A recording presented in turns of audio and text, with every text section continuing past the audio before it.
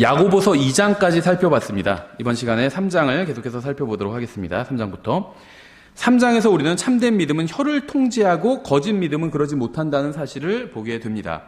혀는 4가지 방법으로 사람을 문제에 빠뜨립니다. 첫 번째는 이 혀가 가르침으로, 잘못된 걸 가르침으로. 1절에, 3장 1절에 내 형제들아 너희는 많이 선생이 되지 말라. 우리가 더 큰 정죄를 받을 줄 너희가 아느니라. 두 번째는 말로 실족시킴으로예요.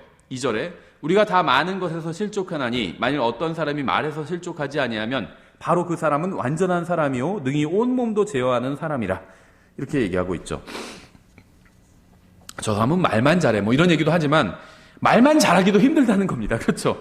말로 실족하지 않는 사람, 말만 잘하는 사람은 능히 온몸도 제어할 수 있다고 인정하겠다는 거예요. 성경도. 불가능하다는 거예요. 거의. 세 번째는 우리를 통제한다는 거예요. 혀가. 3절 4절에 있죠. 보라 말들이 우리에게 순종하게 하려고 우리가 말들의 입에 재갈을 물리나니 이로써 우리가 그것들의 온몸을 돌리느니라.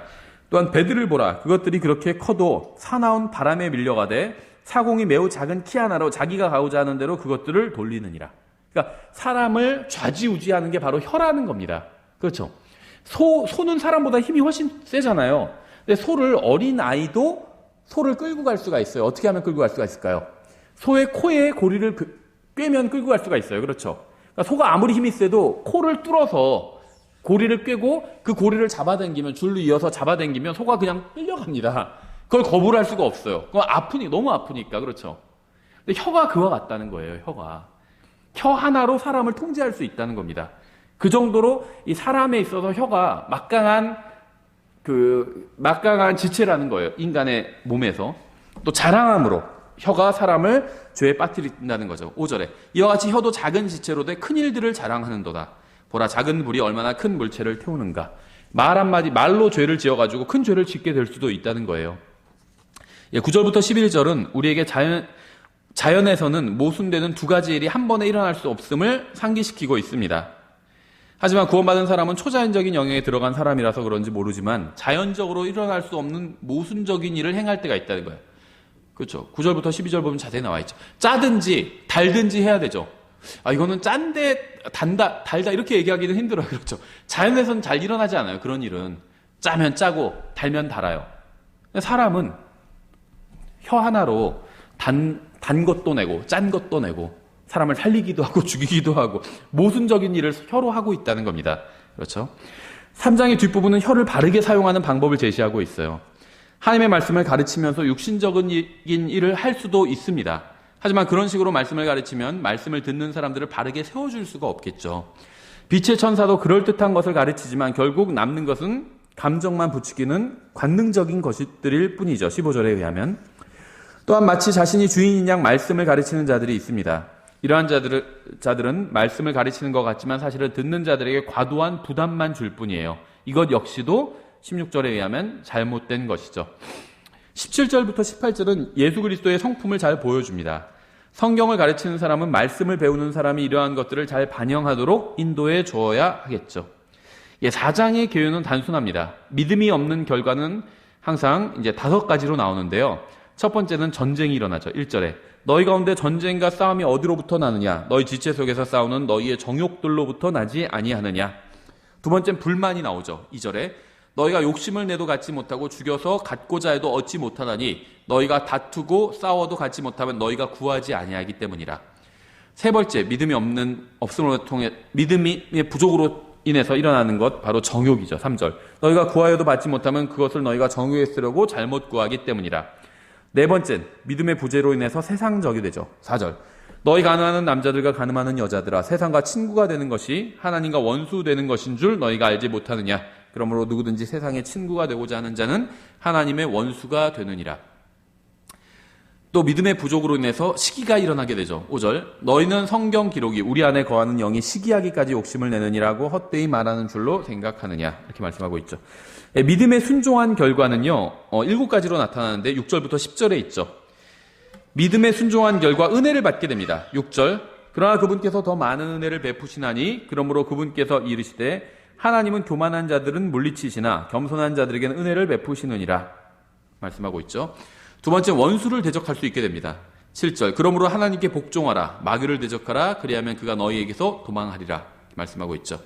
또 믿음에 순종한 세 번째 결과는 하나님께 가까이 나아가게 됩니다. 8절 하나님께 가까이 나아가라 그리하면 그분께서 너희에게 가까이 오시리라. 참 이게 희한해요. 하나님께 가까이 나아가면 하나님께서도 가까이 오신대요. 하나님께로 멀어지면 하나님께서도 멀어지는 거예요. 그렇죠? 예, 그래서 항상 성경의 법칙은 가진 자는 더 많이 갖게 되고 없는 자는 가진 것마저도 빼앗기게 되고 그렇죠. 네 번째는 순결하게 됩니다. 8절 너희 죄인들아 너희 손을 정결하게 하라 두 마음을 품은 자들아 너희 마음을 순결하게 하라. 믿음에 순종하게 되면 마음이 순결해진다는 거예요. 다섯 번째는 엄숙해집니다. 9절 고난을 받고 애곡하며 슬피 울지어다 너희 웃음은 애곡으로 너희 기쁨을 근심으로 바꿀지어다 이렇게 말씀하고 있죠. 여섯 번째 겸손해집니다. 10절 주의 눈앞에서 스스로 겸손하라. 또 회복이 됩니다. 10절에 있죠. 그리하면 그분께서 너희를 높이시리라 이렇게 말씀하고 있죠. 예, 믿음의 모순은 이제 여러 가지 것들을 통해서 드러나게 됩니다. 11절에 형제들을 비방하는 것으로 드러나게 되죠. 형제들아 서로 비방하지 말라. 그러니까 이게 믿음 없음을 드러나게 되는 거죠. 11절에 부적절하게 판단하게 돼요. 믿음이 없으면. 자기 형제를 비방하는 자나 자기 형제를 판단하는 자는 율법을 비방하며 율법을 판단하는 자니라. 그러나 만일 내가 율법을 판단하면 율법을 행하는 자가 아니요 판단하는 자로다. 12절 믿음이 없으면 오만하게 되죠. 율법을 주시는 이가 한 분 계시는데 그분께서 능히 구원하시기도 하시며 멸하시기도 하시느니라. 남을 판단하는 너는 누구냐? 이상하다. 자기는 믿음이 있으니까 자기 믿음은 확실하고 다른 사람을 함부로 판단하는 게 아닌가 이렇게 생각할 수도 있는데 성경에서 말씀하시는 믿음은요 항상 하나님의 말씀을 믿는 믿음을 의미합니다. 하나님의 말씀을 믿는 믿음이 아니면 그건 믿음이 아니에요. 그냥 자기 확신에 가 있어. 그래서 자기는 이렇게 예를 들면 간증하기 때문에 자기 구원은 확실하다. 근데 다른 사람은 이러한 간증에서 이런 것이 요소가 없기 때문에 구원이 확실하지 않다. 그건 자기 생각이죠. 성경에 그런 게 어디 있어요? 성경에 없는 이야기죠. 예. 오만한 거예요. 그건 오만한 것. 오히려 성경에 없는 것을 자기가 생각하는 건 믿음이 없는 겁니다. 그러니까 성경에 없는 것을 강하게 믿는 것은 불신이에요. 오히려 믿음 없음이에요. 그러니까 믿음이라는 것은 항상 성경에 하나님의 성경에서 말씀하시는 걸 믿는 게 믿음이고 성경에서 말씀하지 않는 걸 믿는 것은 믿음이 아니라 불신이라는 거죠. 그렇죠. 여기서는 오만이라고 말하고 있어요. 남을 판단하는 너는 누구냐? 오만하다는 거죠. 하나님의 말씀에도 없는 것을 기준으로 만들어서 다른 사람을 판단하는 것은 오만한 거예요. 믿음의 기초는 두 가지로 나타나는데요. 13절부터 17절에 나와 있어요. 13절부터 14절을 보면 단순히 추측하지 않는 거예요. 믿음은. 자, 이제 너희가 말하기를 오늘이나 내일 우리가 어떤 도시에 가서 한 해 동안 거기 머물며 사고 팔고 하여 이득을 얻으리라 하거니와 내일 있을 일을 너희가 알지 못하는도다. 너희 생명이 무엇이냐? 그것은 곧 잠시 나타났다가 그 뒤에 사라져버리는 수증기니라. 두 번째 믿음의 기초는 신뢰하고 순종하는 겁니다. 그러니까 믿음이라는 것은 추측하지 않는 게 믿음이에요. 두 번째는 정말 의지하고 순종하는 것. 이게 믿음입니다. 15절부터 17절에 나오죠. 그런 까닭에 너희가 마땅히 말하기를 주께서 원하시면 우리가 살며 이것이나 저것을 하리라 하여야 하나 이제 너희가 스스로 자랑하는 것을 기뻐하나니 그러한 기쁨은 다 악한 것이니라. 그러므로 선을 행할 줄 알고도 행하지 아니하는 자에게는 곧 그에게는 그것이 죄가 되느니라. 이렇게 말씀하고 있죠. 5장은 잘못된 것, 즉 재물을 신뢰하는 것에 관해서 말씀하고 있습니다. 그러니까 지금 이 야고보서의 주제는요. 믿음으로 구원받는다. 이게 아니에요. 이걸 부인하는 것도 아닙니다. 믿음으로 구원받는 건 맞아요. 그렇죠? 그것은 로마서의 주제입니다. 야고보서는요. 믿음으로 구원받은 사람이 어떻게 사는지에 관한 게 야고보서의 주제라는 거죠. 그래서 믿음으로 구원받은 사람은 혀를 바르게 사용한다. 이게 2장의 내용이었죠. 이제 5장에 와서는요. 믿음으로 구원받은 사람은 재물을 신뢰하지 않는다는 거예요. 예수님을 믿고 하나님의 말씀을 신뢰하고 구원받았죠. 그래서 구원받은 사람은 예수님을 믿고 구원받았잖아요. 그런데 구원받을 땐 예수님을 믿고 구원받아 놓고는 살 때는 재물을 믿고 산다면 그것은 합당하지 않다는 겁니다. 그래서 예수님을 믿고 구원받은 것처럼 예수님을 믿고 구원받은 사람은 예수님을 믿고 살아야 된다는 거예요. 하나님의 말씀을 믿고 구원받은 사람은 하나님의 말씀을 믿고 사는 게 합당하다는 겁니다. 구원받은 사람이 하나님의 말씀을 믿지 못하고 재물을 믿으면 구원을 잃어버린다. 이런 얘기를 하고 있는 게 아니라는 겁니다. 그 사람을 구원한, 그 사람이 예수님을 믿고 구원받았다면 그 믿음이 그 사람 안에 있잖아요. 그 믿음은 그 사람을 재물이 아닌 주님을 계속해서 신뢰하면서 살게 해준다는 거예요. 그렇죠. 예, 그래서 5장은 잘못된 것, 즉 재물을 신뢰하는 것에 관해서 말씀하고 있어요. 1절부터 6절에서 부자들에게 비참한 일이 임하게 될 것이다 이렇게 말씀하고 있죠. 우린 부자들을 부러워하잖아요. 그렇죠. 성경은 그렇지 않아요. 그 부자들에게 비참한 일이 일어나게 될 것이다 이렇게 말씀하고 있어요. 1절이죠. 5장 1절. 자, 이제 너희 부자들아, 너에게 임할 너희의 비참한 일들로 인하여 슬피 울며 울부짖으라 이렇게 말씀하고 있어요. 두 번째는요, 재물이 썩었고 파멸할 것이라고 말씀하고 있어요. 2절. 너희의 재물은 썩었고 너희의 옷은 좀 먹었으며. 그러니까요, 여기서 지금 사람들이 가장 사랑하는 것, 재물이거든요. 사람이 가장 사랑하는 건요, 뭐 사탄이 아니에요. 재물이에요. 그래서 예수님께서 너희가 하나님과 재물을, 만몬을 겸하여 섬길 수 없느니라 이렇게 말씀하셨죠. 사람들이 가장 좋아하는 건 재물인데요. 직접적으로 말씀하고 있죠. 너희의 재물은 썩었대요. 사람이 가장 좋아하고 가장 아끼는 건데 썩었대요. 너희 옷은 좀 먹었으며. 3절에선 심지어 뭐라고 말씀하고 있냐면 재물이 독이 될 것이라고 말씀하고 있어요. 그렇게 생각하신 적 있어요? 돈이 독이 될 것이다? 그런 생각 안 하잖아요. 그렇죠? 돈이 좀 있어야 된다. 난 이런 생각을 하지. 나에게 돈이 있으면 이게 나에게 독이 될 것이다. 이렇게 생각하는 사람은 없어요. 성경은 그렇게 말씀하고 있어요. 3절에서. 너희의 금과 은은 부식되었으니, 사람들이 제일 좋아하는 거죠. 금, 은. 그렇죠. 금과 은은 부식되었대요. 그것들의 녹이 너희를 대적하는 증인이 되고 불같이 너희 살을 먹으리라. 금과 은을 사람들이 제일 좋아하는데 이것들이 부식되어서 녹이 되어서 우리 살을 먹는데요. 독이 된다는 거예요. 우리에게. 너희가 마지막 날들을 위해 재물을 함께 모아 쌓았도다. 이렇게 말씀하고 있죠. 네 번째는 임금을 받지 못한 일꾼들이 울부짖는다고 말씀하고 있어요. 4절. 보라, 너희 밭에서 곡식을 거둔 품꾼들의 품삯 곧 너희가 사기쳐서 숨겨둔 품삯이 소리를 지르며 곡식을 거둔 자들의 울부짖음이 만군의 주의 귀에 들어갔느니라. 이번 주 주일 오후에 야고보서 공부할 내용인데요. 그러니까는 그러니까 기독교 기업을 표방하면서, 그러니까 자기들이 기독교 기업이라는 걸 알려요. 그러면서 이 일꾼들, 직원들을 학대하는 기업들이 있어요. 그렇죠.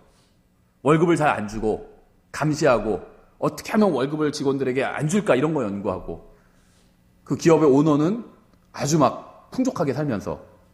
그렇죠.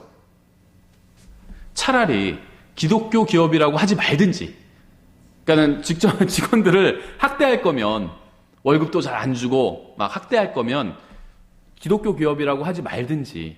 근데 기독교 기업이라고 해놓고, 그러니까 주로 이 기독교 잡지들 있잖아요. 기독교 잡지들 보면 기독교 기업들이 광고 많이 하거든요. 성경 구절 막 인용하고 하면서 광고 많이 해요. 그래서 저도 가끔 그런 걸 보면, 아, 이것도 기독교 기업이었네 이렇게 알게 되는 경우들이 있거든요. 근데 일반 뉴스에서 보면 그 기업이 그 직원들을 학대한다는 그런 뉴스가 나올 때가 있어요. 그래서 낯뜨거운 거죠. 그럼 사람들이 다 알아요. 그래서 그런 기사가 인터넷에 실리면 막 댓글로 다 달려요. 뭐 기독교 기업이라고 하면서 뭐 사장이 뭐 교회 11조 얼마 뭐 헌금은 많이 한다고 하는데 직원들은 못 살게 군다고 하나님을 욕한다는 거죠. 그렇죠.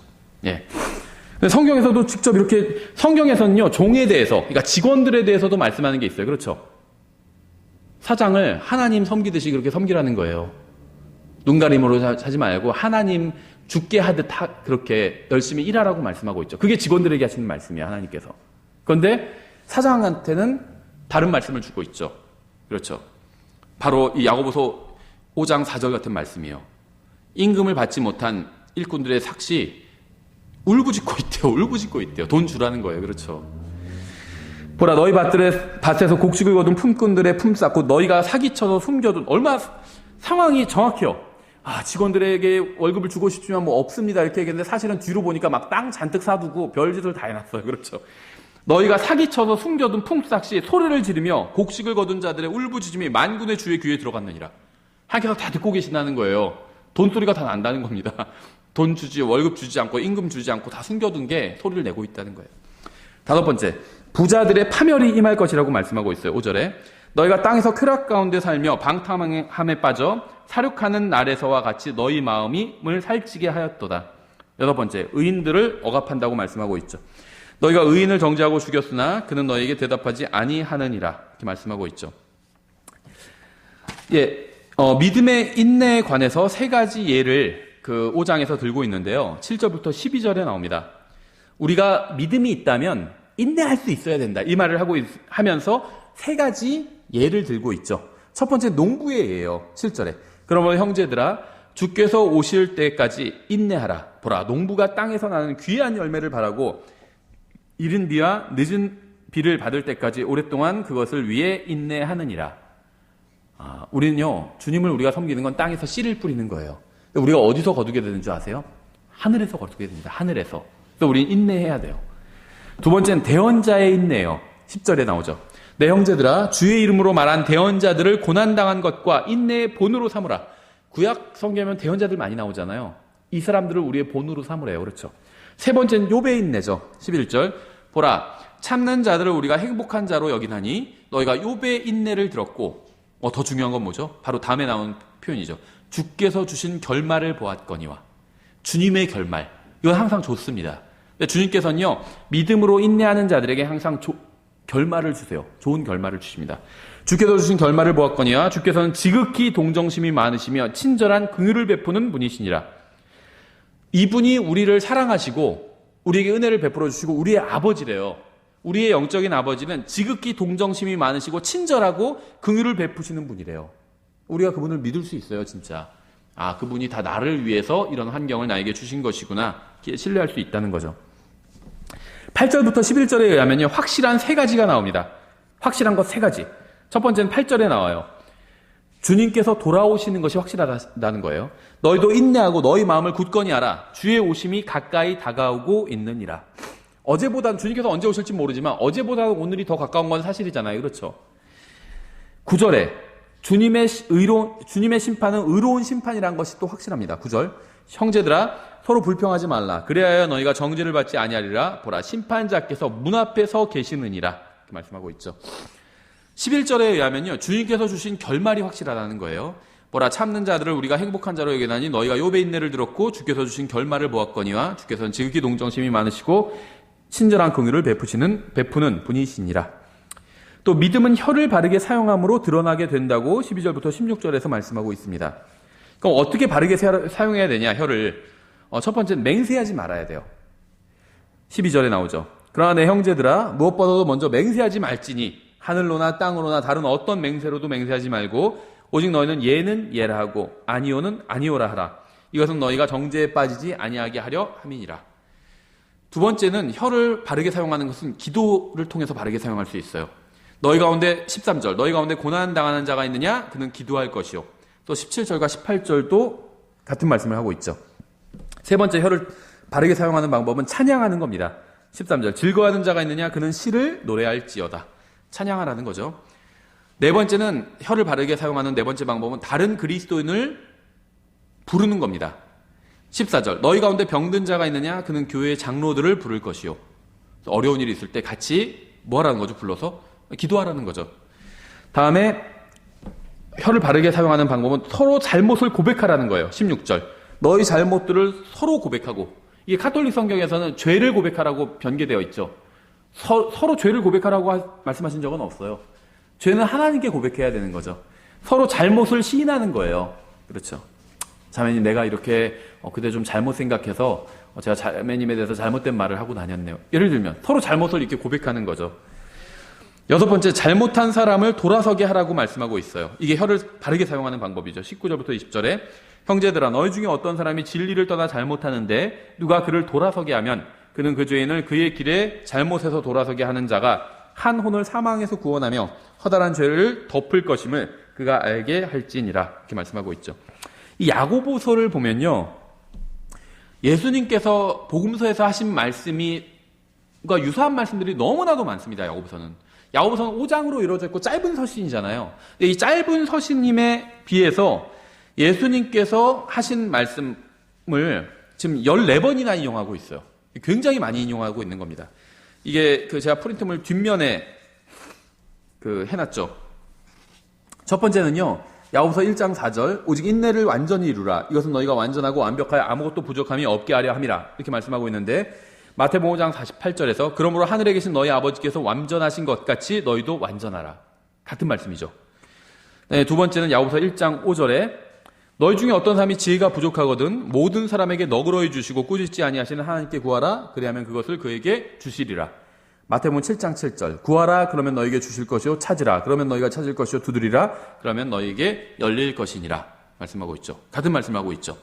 세 번째 1장 6절 그러나 그는 믿음으로 구하고 조금도 흔들리지 말지니라. 흔들리는 자는 마치 바람에 밀려 요동하는 바다 물결 같나니.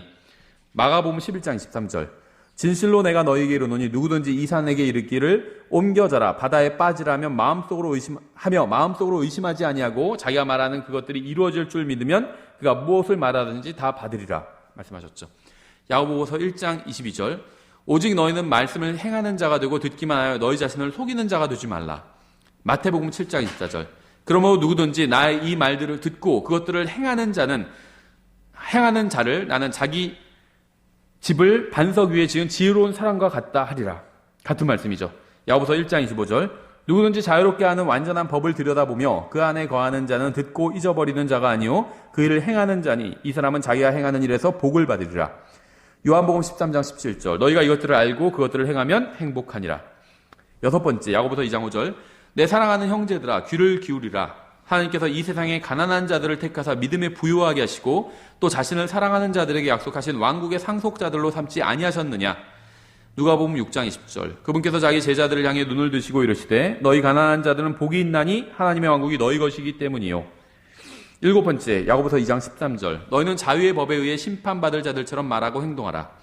마태복음 6장 14절부터 15절 너희가 사람들에게 그들의 범법을 용서하면 너희 하늘 아버지께서도 너희를 용서하시려니와 너희가 사람들에게 그들의 범법을 용서하지 아니하면 너희 아버지께서도 너희의 범법을 용서하지 아니하시리라. 다 지금 같은 취지의 말씀이에요. 표현은 다르지만. 여덟 번째 야고보서 3장 12절 내 형제들아 무화과 나무가 올리브 열매를 맺을 수 있느냐 혹은 포도나무가 무화과를 맺을 수 있느냐 그와 같이 어떤 샘도 짠물과 민물 둘을 낼 수 없느니라. 마태복음 7장 16절부터 20절 너희가 그들의 열매로 그들을 알리니 사람들이 가시나무에서 포도를 또는 엉겅퀴에서 무화과를 거두겠느냐. 이와 같이 좋은 나무마다 좋은 열매를 맺고 변질된 나무는 나쁜 열매를 맺나니 좋은 나무가 나쁜 열매를 맺지 못하고 또 변질된 나무가 좋은 열매를 맺지 못하느니라. 좋은 열매를 맺지 아니하는 나무마다 찍혀 불 속에 던져지나니 그러므로 너희가 그들의 열매로 그들을 알리라. 여덟 번째 야고보서 4장 8절부터 9절 하나님께 가까이 나아가라. 그리하면 그분께서 너희에게 가까이 오시리라. 너희 죄인들아 너희 손을 정결하게 하라. 두 마음을 품은 자들아 너희 마음을 순결하게 하라.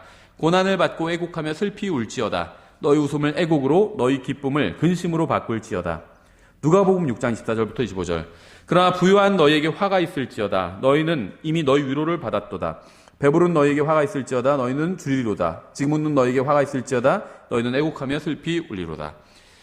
열 번째 야고보서 4장 10절 주의 눈앞에서 스스로 겸손하라. 그리하면 그분께서 너희를 높이시리라. 마태복음 23장 12절 누구든지 자기를 높이는 자는 낮아지고 자기를 낮추는 자는 높아지리라. 11번째 야고보서 4장 11절부터 12절 형제들아 서로 비방하지 말라. 자기 형제를 비방하는 자나 자기 형제를 판단하는 자는 율법을 비방하며 율법을 판단하는 자니라. 그러나 만일 내가 율법을 판단하면 율법을 행하는 자가 아니요 판단하는 자로다.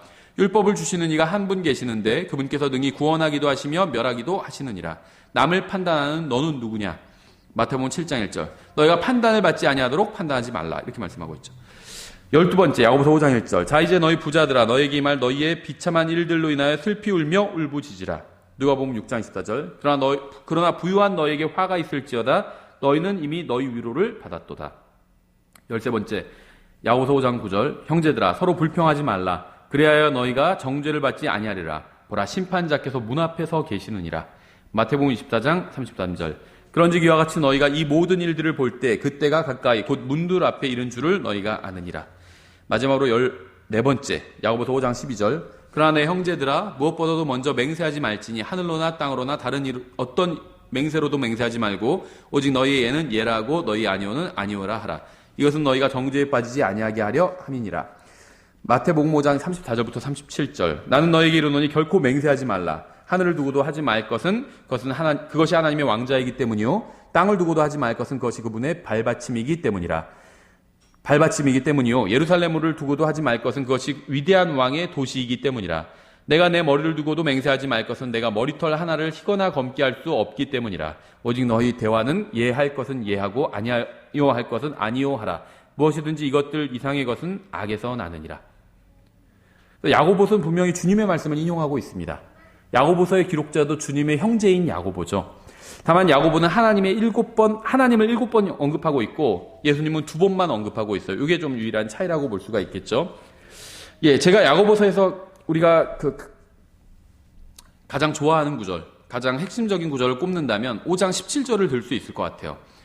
엘리야는 우리와 같이 동일한 성정의 지배를 받은 사람이로되 비가 오지 않기를 그가 간절히 기도하니 3년 6개월 동안이나 땅에 비가 오지 아니하였고, 이렇게 말씀하고 있죠. 이러한 말씀은 저의 마음에 위로를 줍니다. 저는 주님의 존귀와 영광이 되는 일을 하는 사람이 되고 싶어요. 하지만 저는 종종 그렇지 못할 때가 너무 많죠. 나락으로, 영적으로 백슬라이딩 할 때도 있고 나락으로 떨어져 버릴 때도 있어요. 시련과 시험의 때 또 실패할 때도 있습니다. 그럴 때마다 육신 가운데 행하고 있는 저를 발견하게 되죠. 이 세상에서 우리의 존재는 보잘것이 없습니다. 우린 이 세상에서 보잘것 없는 존재들이에요. 우리는 종종 자신이 성경에 나오는 위대한 믿음의 사람이 되었으면 좋겠다는 생각을 할 때가 있어요. 그렇죠?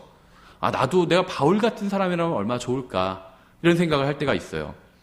엘리야는 하나님의 능력을 받은 담대한 믿음의 사람이라고 우리가 생각을 합니다. 그렇죠? 갈멜산의 전투, 또 기적, 이 사람이 행한 기적, 또 승천, 이런 건 다 놀라운 일들이잖아요. 하지만 성경은 이러한 것들만 기록하고 있지 않아요.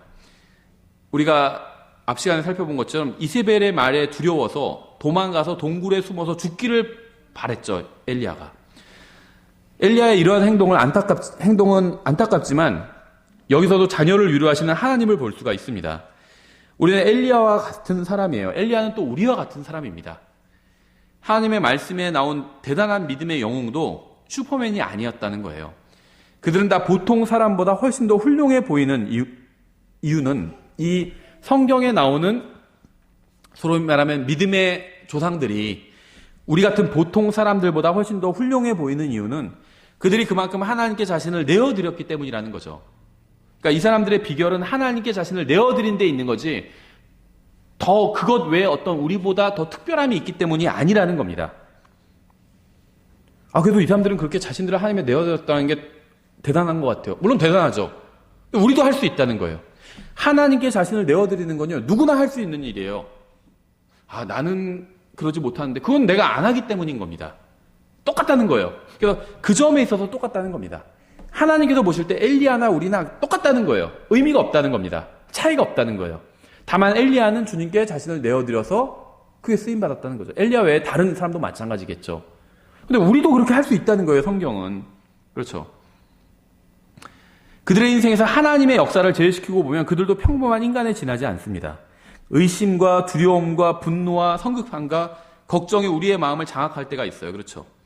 성경에 나오는 인물들도 이러한 문제에 빠진 것이 있다는 것을 우리가 잊지 말아야 됩니다. 엘리야를 보면 특히 그렇죠. 담대하게 싸워갔다고도 막 도망가가지고 동굴에 숨어가지고 막 핑계를 대면서 하나님을 원망하고 있잖아요. 성경에 나오는 인물들 중 그 자신만으로 위대한 사람은 아무도 없습니다. 그들의 위대함은 주님께 자신을 내어드림에서 나왔다는 거예요. 그들이 자신을 하나님께 내어드릴 때에는 믿음의 영웅이었지만 주님께 내어드리지 않고 자신에 집중했을 때는 초라하기 그지없는 인간일 뿐이었다는 거죠. 나약한 인간일 뿐이었어요. 위대함은 우리 자신에게서 오는 것이 아니라 하나님께 만들어 달라고 우리 자신을 주님께 내어드릴 때 위대함이 오게 된다는 겁니다. 이게 바로 엘리야의 위대함이었죠. 엘리야가 주님의 말씀을 신뢰했을 때 그만큼 위대해졌어요. 주님의 말씀을 신뢰하지 않았을 땐 초라해졌다는 거죠. 우리도 마찬가지라는 겁니다. 그렇죠. 그래서 저희가 야고보서를 아주 간단하게 살펴봤습니다. 저희가 잠깐 쉬었다가 기도회로 모이겠습니다.